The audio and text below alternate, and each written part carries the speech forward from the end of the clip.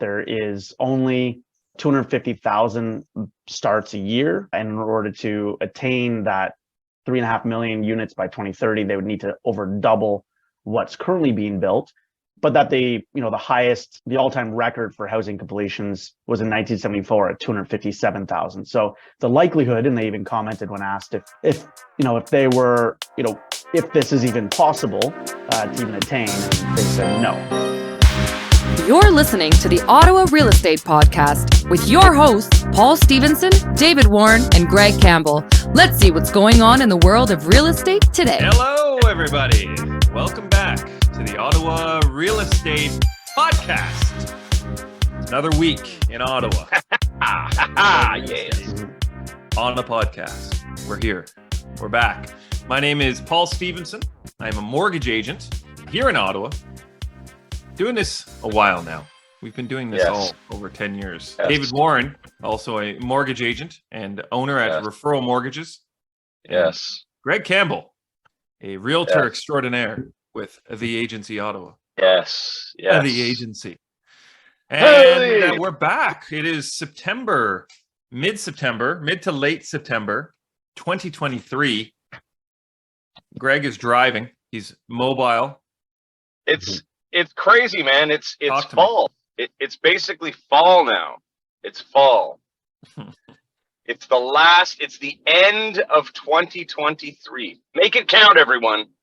Make it count. Whatever you're doing, make it count, because if you don't, that means that you're just lazy waiting to make some type of New Year's resolution for 2024 when you could be doing it in 2023. Words of wisdom from me. Yeah, we need today, that right now. Make your last quarter count. Make October 1st the new January 1st. Get that new quarter resolution going. October 1st. I think that's the way to do it. I just missed my turn. I was too busy talking. And having a great time here. Some might say that's distracted driving, but Yeah. No, nothing at all. I'm gonna get fined. Someone's gonna find me and fine me. Check your mirrors. Check your mirrors. Check your speed. My father liked your Mont Village comment yesterday, Greg. He told me that they actually lived next door to Mont Village before the highway was built. Crazy. And it was It was a working dairy farm owned by the Chapmans. So there you go, little Hudson history. I don't know if it's the Chapmans, the ice cream Chapmans, but it would make sense. I like Hudson history. I like just saying that. Yeah. Hudson history. I know. That's pretty wild. Great place. There's a second plug for them now today. Yes. They're gonna have to start paying us. In other news, I did an open house on the weekend at a condo, and I was uncertain what it was going to be like. And the two of us went. Luca stayed downstairs, to let people in, bring them up, show them the amenities. I was upstairs, and we weren't sure what to expect, but we had about, I think it was 10 groups through, and there was four of those people lived in the building, which was interesting. I just got knocks on the door, and they were like, "Hey, yeah, we live here. We just wanted to see it." A couple people owned already in the building. They were looking at buying another as an investment. Now, the one thing is, you got to know this, and I'm going to toot my horn here a bit. Tooting my horn. There's 6 other listings in the building right now. 6 other condos for sale. I called all of those agents and I said, "Do you guys want to also host open houses so you can piggyback on this?" And I said, "I will promote them all. I will design a flyer for all of us to give to the people at the door." I said, "We have a guy at the door. He's going to do all of that. He'll bring everybody in."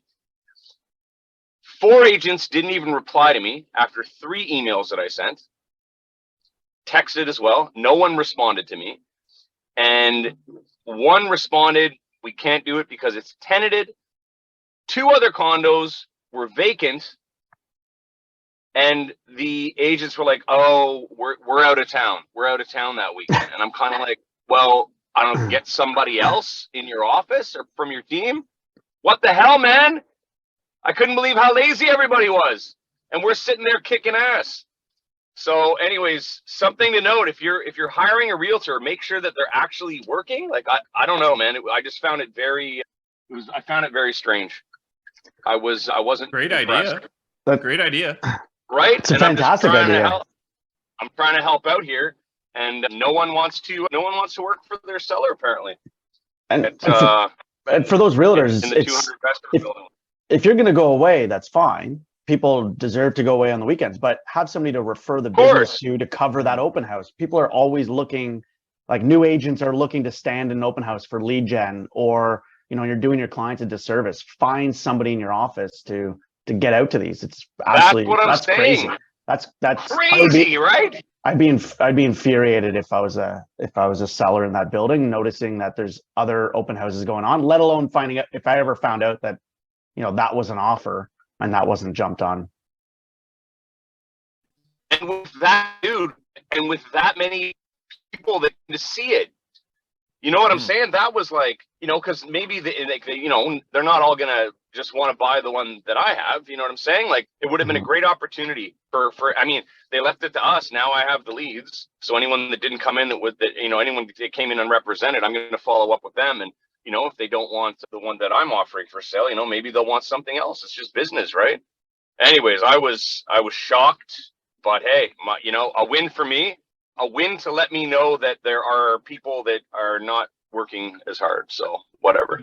Greg, we talked about this last week, that in other countries, they have either just buying agents or just listing agents. Yes. And when you say this, it kind of makes me feel like, in Canada, we have almost this like gatekeeper system. Like, you have to go through my guy. You can't talk to us, And if that guy or girl or whoever is not servicing them, they probably don't even notice, right? Like you said, Dave, like if they're waiting for showings at their house and their realtor just says, oh, well, no showings again, they don't actually know what's happening behind the doors. Now, I understand that protects obviously the realtor and the client from people, just hawking them outside the listing. Like, I get why they don't allow you to reach out directly to the clients, but there should be some form of like public forum where at least, listing clients can know what is happening, like what their agent is actually doing for them, right? Instead of just kind of being in the dark. And in two of those units being vacant, that means they have zero revenue coming in. Their tenants have moved out and they're living elsewhere, having to cover this mortgage, at least property taxes and condo fees, even if they have no mortgage on it. And if they used to live in it, it means that they have maybe had to get a bridge loan or private loan on that new property that they moved to because they couldn't sell this in time. In either scenario, a vacant property is even worse. Like, these realtors should be absolutely trying to get somebody in, because it's literally just the client bleeding money. Yeah. Absolutely, man. Like, it's an immediate sale, like close now, Yeah. And anyways, I didn't, it's not my place to comment when I got those replies, but they were both like, great idea. We're away. And I'm like, well, okay, go away. Have somebody else do it. Like, come on. Wow. Crazy. I mean, anyways, that's my story for the weekend. But to your point of, commenting about the amount of traffic you had through, I spoke to a number of realtors in the last week, and they commented that it's certainly picked up as far as bodies to the door, showings, offers, and really them mention it's been since, kind of out of that Labor Day weekend. They very much noticed. And that was, again, this is anecdotally, but it's, amongst 4 different realtors and different areas that focus on different areas of the city. And I thought that was really interesting because it's, kind of what we thought it would be. So I'm interested to see how the rest of the month shapes up as we continue going. And with, kind of obviously, as we commented last week with that rate pause and kids back to school and all that. Yeah, that seemed to really make a difference. The rate pause, like, as silly as it sounds, like literally Wednesday afternoon or Thursday morning, like it seemed like all of us agree it got busier. Like, people were out, people started asking questions, people wanted to get pre-approvals, people wanted to start shopping. Like, it instantly changed. Now that could be, I think it's compounded, like you said, the fact that it is September now, the rate was held, etc. But I think there's a kind of a sediment in the market now where people are at least more comfortable going out shopping. As we said, like all that rate shock is gone. Everyone's expecting rates in the fives. Nobody's blown away by that anymore. The dust has kind of settled a bit. And I think if anything, if rates hold or stay or even come down, if the rates even come down once, I know we said this before, like I think it's going to be interesting to see how that impacts the market. A couple announcements last week by our government with regards to trying to accelerate the housing market. And I'm sure nothing to do with the fact that there is an election looming, probably just trying to fix problems. But Dave, there was an announcement. I know you had an article with regards to removing the GST. They're removing GST on some new rentals. Yeah, so the federal government had a caucus meeting last week, 3-day meeting, and it was suggested that, or there were recommendations from different economists and people in the industry and construction groups of what should be done or suggestions that should be done in order to help combat housing shortage. There's CMHC doubled down on a report that they'd already written saying that there's 3.5 million homes needed to be built by 2030 in order to kind of meet what is needed, that there is only 250,000 starts a year. And in order to attain that 3.5 million units by 2030, they would need to over double what's currently being built. But that the all-time record for housing completions was in 1974 at 257,000. So the likelihood, and they even commented when asked if this is even possible to even attain, and they said no, that they don't see that that's possible. But it's asking the right questions is what the president of CMHC had stated. But one thing that the federal government had promised in 2015 when elected was to remove the GST off of construction of new rental apartments. This was promised in 2015, scrapped a year later, and then now brought back and announced that they are actually going to do it. And for those that don't know, when building new construction, so anything over effectively 4 units, you're self-assessing. So based on the value of that property, you're having to pay GST on that. And so, and it's for long-term rentals. And so that is an impediment for builders. It's something that's, after the fact. So when your construction build is completed, that you're then assessing and having to pay this to CRA. So it is a good thing. It's something that should have been brought in 2015 or 2016 when it was announced, which would have helped speed things up. It's not going to be a cure-all for sure, but it will be really good for a lot of builders, small and large, that it applies to. Unlike some of the other programs through CMHC that we're really targeted towards large builders, this will also help the smaller builders that are looking at building 6, 12, 15, 24 unit buildings, and maybe aren't the big conglomerates like the Mintos of the world or what have you that are able to fall under that the CMHC construction program for building, where they look at those, look at only really giving them to them. So it is something that will help. It's for any build, anything retroactive. So if you have a build underway right now, you are not going to be able to take advantage of this. Unfortunately, the enhanced GST rental rebate will apply to projects that begin construction on or after September 14th, 2023, and on or before and complete by the end of 2030. So December 31st, 2030, that you're beginning, and then completion of construction by 2035. This is just the GST portion, so just that 5%. So they are looking for provinces to waive that. There are provinces that have already not been charging that. So BC has not been charging. Alberta does not have provincial sales tax, so they have not been charging. But provinces like Ontario, like I know Newfoundland already said that they would, get rid of the PST, et cetera. So it is going to come down to, like, this is the GST portion of the, so that 5%, but then there is also the provincial portion. So it will they are looking for the provinces as well to kind of jump on.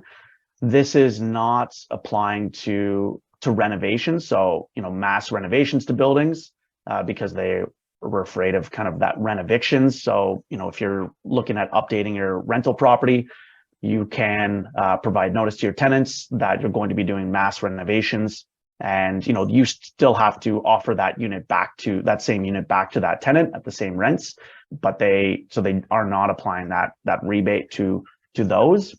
But, they are looking at other ways in which they can enhance that rental rebate for, kind of those conversions. So applying to conversion of non-residential spaces into the residential units. We've talked about in the past, and there's been other articles about with vacancy rates of commercial properties, and especially the government buildings in major cities, especially Ottawa. A lot of them are completely empty, of converting them to residential. So I know kind of simultaneous last week to this being announced by the Liberals that the Conservatives announced in Vancouver that they would look to move 15% of the government buildings to to private to convert to residential, is something like that then this rebate would apply to those. So I think by and large it's a good start. It will kind of help cut costs and kind of for builders and make it more advantageous, if you will, to build, which is needed, because then that drives down the cost of the actual property itself. There was I'm trying to find it in the article here.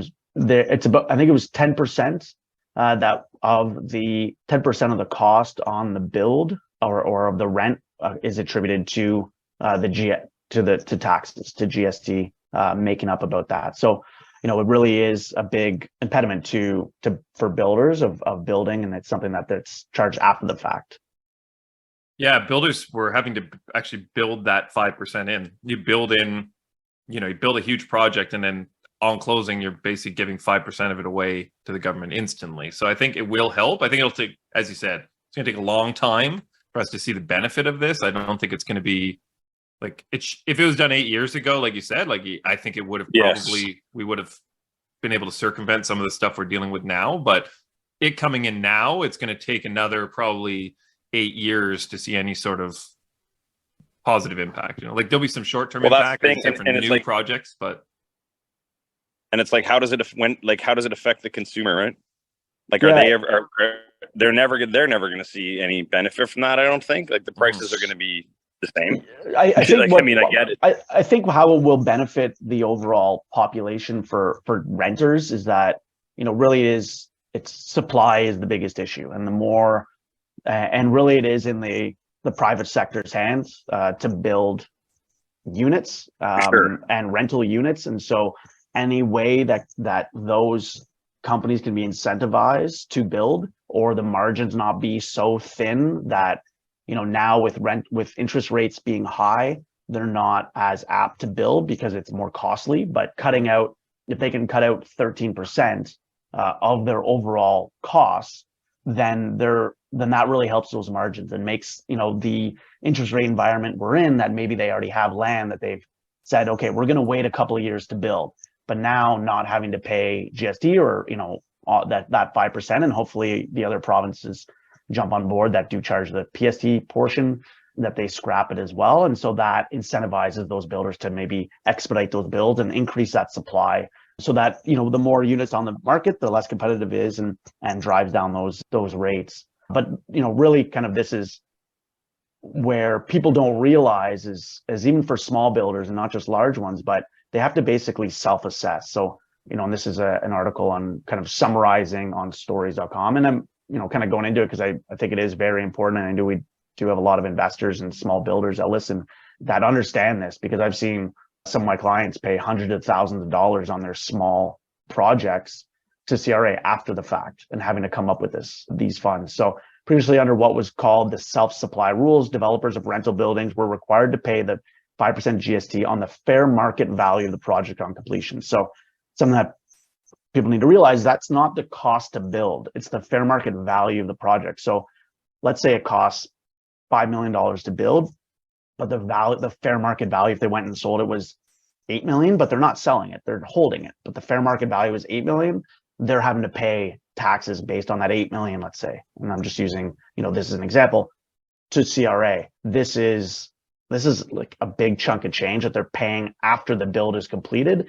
And it's irrelevant of whether there was cost overruns, what the interest rate environment is, whether they have it rented out or anything like that, or tenants lined up, anything like that. And so this is a big hit at the end of it that they're having to account for. So however, developers of strata condominiums did not, because the GST is paid by the individual home buyer.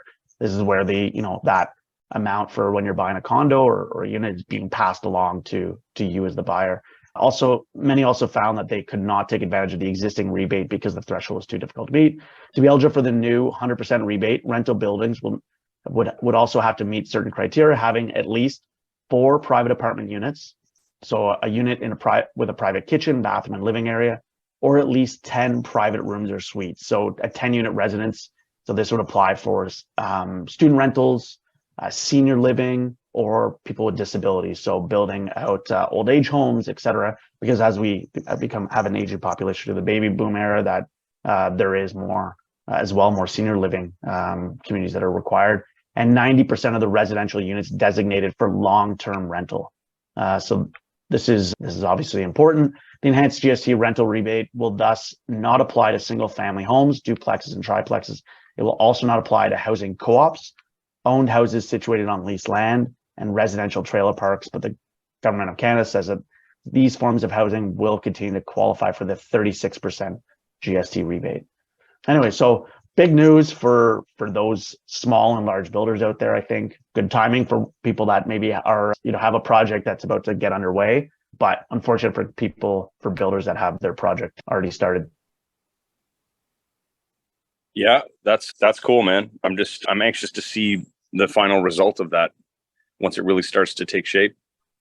Yeah, and what other changes we'll see. I mean, that they announced that seemingly overnight. Well, it took 8 years, I guess, to implement. But once they actually decided to do it, it got implemented immediately. So, I mean, I guess that's a silver lining. Like, if they do want to create change through policy, they seem to be able to do it at a stroke of a pen, which is... And it's such a convenient time.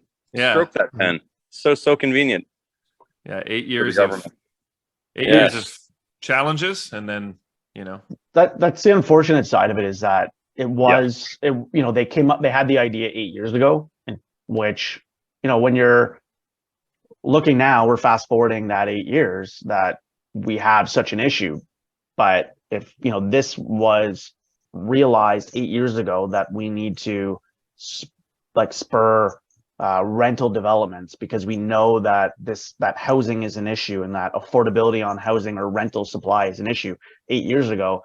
The fact that it didn't come to fruition, or that it wasn't implemented, is unfortunate, because that again, we would know. And if they knew 8 years ago there was a housing shortage, and that's just been exacerbated by the uptick in immigration and all of that. Anyways, we'll see what other, can't just be this. Like, to Greg, your point, it'll be interesting to see what else happens aside from your coffee being spilt for your new photo shoot. Unbelievable. I'm at a photo shoot, about to shoot videos for 3 properties, and now I have this, and I don't have an extra shirt. Thanks, wow. Coffee. Maybe you might be rummaging through the cabinets to see if there's a hairdryer. I saw you in the car with a pink shirt drinking coffee, and for me, that would be a disaster waiting to happen. I didn't want to jinx it, but maybe my thought did. There's too much happening. I'm doing a podcast. I'm at a photo shoot, doing videos, and drinking coffee. Disaster recipe. And it happened. Yeah, to your point, Dave, 8 years ago, if they knew that part of their election plan was to, platform. Yeah, platform, was to, increase immigration and so on, then they knew this was going to be an issue. Like, they knew that this housing problem, there's going to be a shortage. Obviously, they couldn't have planned the pandemic or expected it, but they, at least when that happened, that accelerated everything. But even without that, even if that didn't happen, as you said, there was still big, lofty goals for immigration and so on. So these things would have circumvented a lot of the issues we're dealing with: high rents, lack of supply, like everything, basically all of, I'm not saying it would have been a catch-all, but it certainly would have put us in a much better position than we are today for everyone looking to rent or buy a home in Ottawa, at least, or in Ontario. Mm-hmm. Yeah, so we'll see. There is, like I said last week as well, the Conservative government, or party rather, not government, party, announced their housing platform, or what they would like to do and see, and they're going to be tabling some bills on the House floor. We'll see, to help, kind of just push along that housing agenda or affordability of housing agenda. So it'll be interesting to see if all parties can come together on this being like an issue that needs to be addressed immediately and not just waiting until 2025, and who's going to try and, upstage the other to claim it as their own, or whether they can kind of cross party lines and actually like get shit done. Because, waiting for another the people, yeah, for the minions like us, David, and the general public. Like why would they do 2 that? years, waiting 2 years for them to come together on things is just, it's not even going to be 2 years. That's just when an election happens. Nothing even starts at that point. And so, I'm again, we always say, I think everyone always says, like, you're always hopeful that that parties can cross lines and kind of come together with some bipartisan policies on especially such important topics. But I think pretty well in most countries, people are very reluctant to believe that that's going to happen. Mm-hmm. Yes, we need less politicians, more real men and women in those positions. I had one last article I wanted to touch on with regards to delinquencies, just to end on a nice negative note. This was by Equifax. So they were talking about delinquencies across all credit products. So I'll read you a couple excerpts here that were interesting. So it says that early stage delinquencies on both mortgage and non-mortgage debt continued to rise in the second quarter, a sign that interest rates are increasingly weighing on Canadian borrowers. This is a new article. Obviously, they're just using Q2 stats. It says the number of consumers that are starting to miss at least one payment grew last quarter and is continuing to grow. She noted some, in quotes, pretty large jumps, and they're seeing movement across all products now. So mortgage growth being driven by first-time buyers. So another stat they had near Equifax also reported that new mortgage originations in the quarter were driven by first-time buyers, with originations by this demographic up 59% compared to the first quarter. Consumer proposals on the rise. So 2 more points here. Consumer proposals says the largest increase in consumer proposals has been seen amongst those with a mortgage, which are up 42% from last year, while there's still a 25% increase among consumers without a mortgage. So both pretty big numbers in that regard. And last but not least, credit demand being boosted by newcomers. So as expected, obviously with the immigration numbers, it says despite a slowdown in the mortgage loan growth, which was up just 1% in the quarter, total consumer debt in Canada rose 2% to 2.4 trillion, driven largely by growth in credit card balances.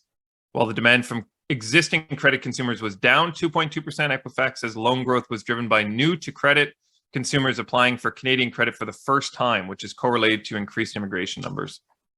I know from my seat, and Dave, you're probably seeing this as well, when doing new to Canada, like obviously it's new to Canada programs and so on, but that is a big thing. A lot of people, they might have international credit bureaus and so on, but and we can use those, but they just don't have any Canadian credit. So It's not surprising for me to hear that there's a lot of people getting first-time credit. Obviously, as we said, with the immigration numbers, I think it was like 5% of Canada or something just immigrated to Canada, 5% of our population. So if all those people are getting, even a secured visa or some sort of initial credit product, that is obviously going to impact those numbers of new applications. So yeah, interesting news from Equifax. It's a cool article if anyone wants to go through it.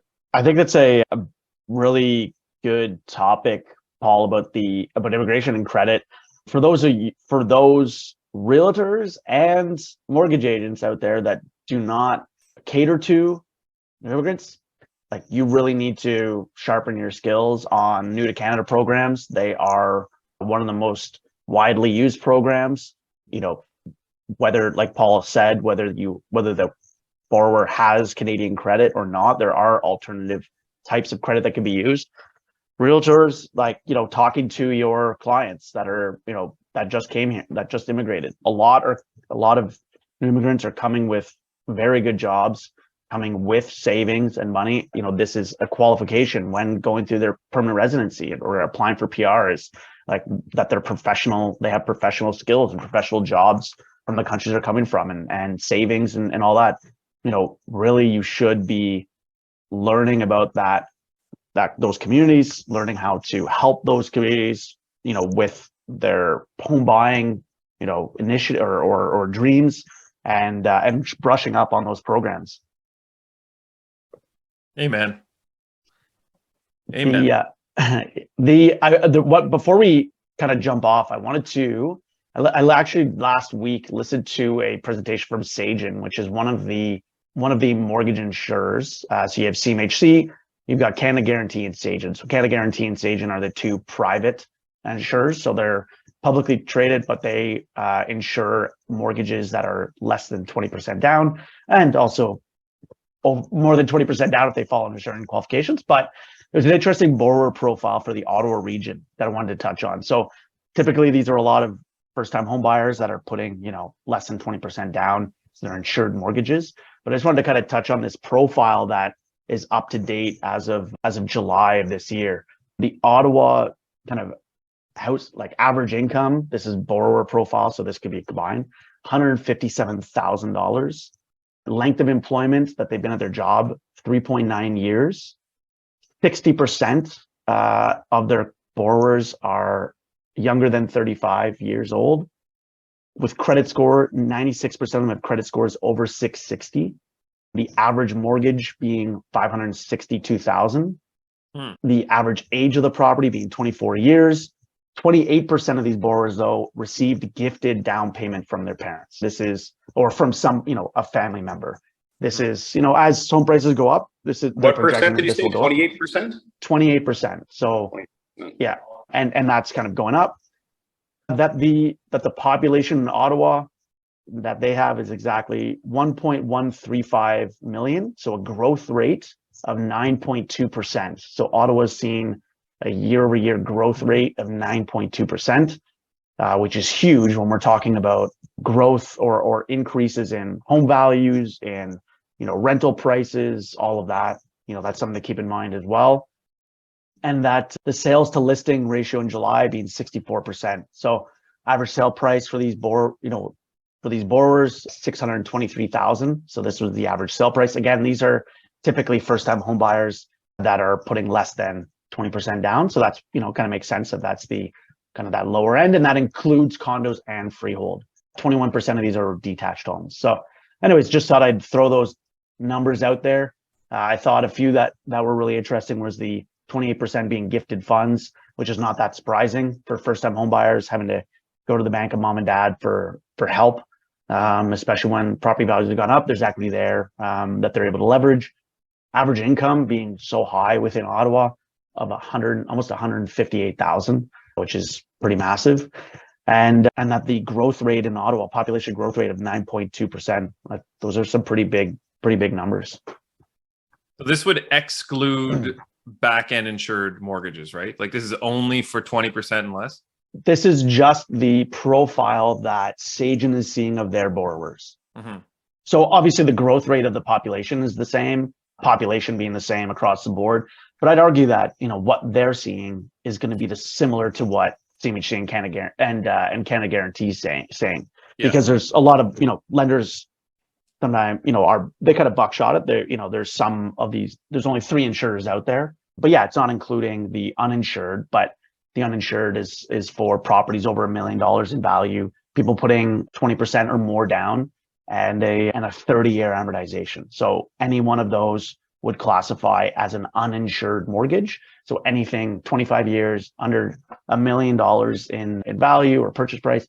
And as long as it falls under that 25-year and under $1 million, it's fallen in that insured bucket, then this is what that profile is kind of picking up.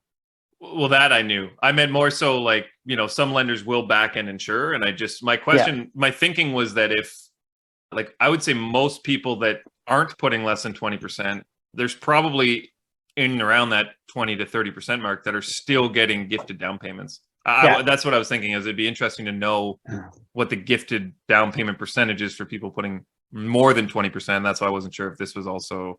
I think that would have to come from the individual banks of what they're seeing, or OSFI. I'm not sure. That insured and the insurable and uninsured was definitely meant for everyone else, not you, Paul. Yeah. No, I just didn't know if I'm pretty confident that the differences. I didn't know if I asked it properly. I'm like, maybe I didn't make sense when I said that. Yeah. Well, that's a lot to digest for anyone listening today. They're definitely going to be experts in the GST, and they're going to be experts in in our opinions about our government. And I think David on default. David killed the show today. That was amazing. Thank you for that. Well, that was a good deep dive. Yeah, we should do that maybe more when there's big announcements like that, especially, we're coming into potentially an election year. We should probably, there's going to be a lot of promises made, a lot of sounds a lot like this show. A lot of promises made, but not fulfilled. Well, should we slide into the mood boost? Yes, I have 3 today, and I'm happy with all of them. I have to say, also, I was out. I have a new tour. My boys are back in school, so new tour is CP in Perth now instead of CP in Smith Falls. But in Perth, really cool coffee shop I stumbled upon. You can't miss it driving into town. It's called the Hourglass. Talked to David, who said he's only owned it since March. Cool spot, really neat. It's in an old warehouse. Pretty neat vibe. Gonna go work there one day, but if anyone's there, great coffee. That's the point of me saying this. All right, here we go. Mood boost. Number 1. I got home from work today to find my kids have been on eBay all day. If they're still there tomorrow, I'm going to lower the price. eBay, nice 1990s reference. Number 2, little known fact, before the crowbar was invented, crows simply drank at home. Yes, I like that. And number 3, I had a date last night. It was perfect. Tonight, I think I'll try a grape. What about a prune? A prune, yeah. A prune. Yeah, a prune would have slid in there nicely. Yeah. Thank you, everyone, for tuning in. We'll be back next week. No guest today. Next week. No, October 2nd. Maybe. Again, maybe. Maybe. We'll see. No promises.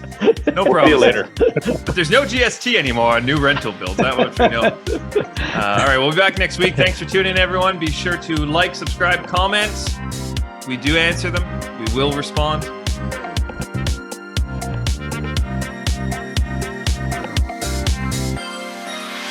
Thanks for tuning in, everyone. We hope you enjoyed today's episode. Please remember to like, share, comment, and subscribe because we'd really like that.